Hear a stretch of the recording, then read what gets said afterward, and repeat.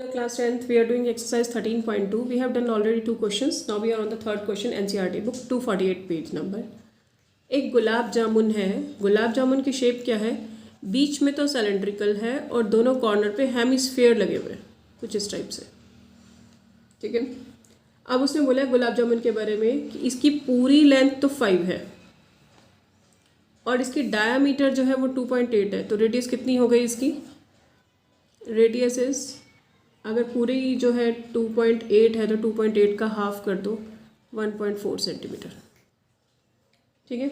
उसके बाद उसने बोला है कि इस गुलाब जामुन ऐसे ऐसे 45 गुलाब जामुन है और उसमें 30% जो है वो सिरप है, यानी शुगर सिरप, चाशनी. तो आपको चाशनी का वॉल्यूम बताना है. ठीक है. अगर हम इस पूरे गुलाब जामुन का वॉल्यूम निकाल लें तो उसकी 30% चाशनी है तो उसको 30 से कर दो सॉल्व. ठीक है. 30% निकाल लेते हैं. तो पहले हम वॉल्यूम निकालते हैं इस गुलाब जामुन का. वॉल्यूम ऑफ गुलाब जामुन कितना होगा? एक तो आपको इसमें सिलेंड्रिकल शेप दिख रही है और 2 हेमिस्फीयर दिख रहे हैं. तो volume of cylinder plus 2 times volume of hemisphere, because 2 hemisphere है. ठीक है. अब यहाँ पर हम देख लेते हैं सिलेंडर के बारे में. सिलेंडर जो है उसकी हाइट कितनी होगी? देखो यहाँ से यहाँ तक रेडियस है 1.4, यहाँ से यहाँ तक भी 1.4 होगी और यहाँ से यहाँ तक भी 1.4. अगर इस पूरे में से ये 1.4 और 1.4 माइनस कर देंगे तो ये सिलेंड्रिकल पोर्शन की हाइट आ जाएगी.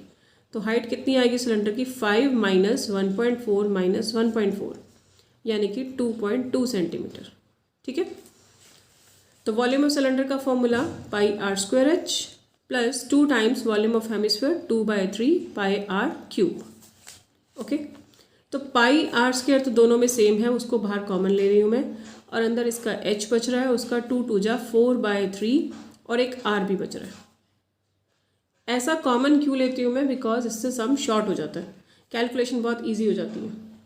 22/7 रेडियस का स्क्वायर मीन्स 1.4 का स्क्वायर, यानी 14/10. 14/10 दो बार लिख दिया.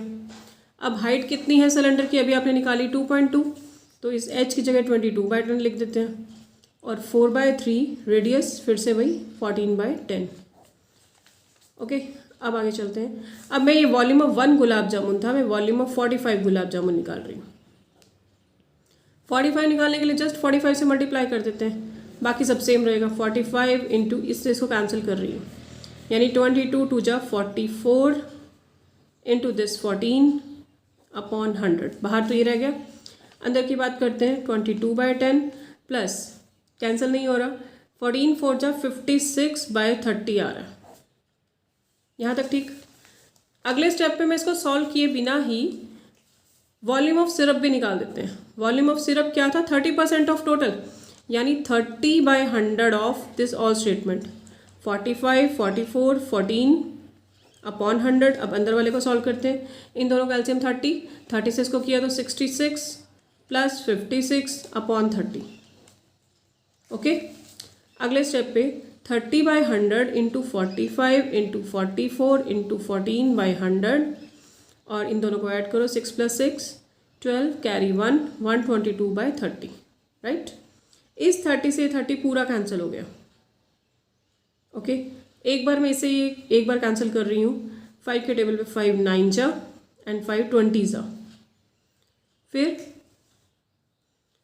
यहाँ पे आ गया 10, यहाँ पे आ गया 22. और ज़्यादा कैंसिल नहीं करते, बस इसको हम सॉल्व कर रहे हैं. तो इनको मल्टीप्लाई करते हैं. कितना आ रहा है? रफ वर्क में मल्टीप्लाई कर रही हूँ. 122 मल्टीप्लाई 14 एंड मल्टीप्लाई में 22 मल्टीप्लाई में 9, दैट इज़ 338184 अपॉन में 1000. पॉइंट लगा दो. 338.184 सेंटीमीटर क्यूब ये शुगर सिरप का वॉल्यूम आ गया. दोबारा क्लियर कर रही हूँ. पहले एक गुलाब जामुन का वॉल्यूम निकाला, सिंपली वही जैसे अभी तक कर रहे हैं. Volume of cylinder plus 2 times volume of hemisphere. Common लेना ले लो. आपको अगर डायरेक्ट ऐड करना है आप डायरेक्ट भी सॉल्व करके ऐड कर सकते हो. मुझे कॉमन से ईजी लग रहा है इसलिए मैं कॉमन से कर रही हूँ. फिर हमने किया 45 गुलाब जामुन के लिए 45 से मल्टीप्लाई पूरी इसी स्टेटमेंट को.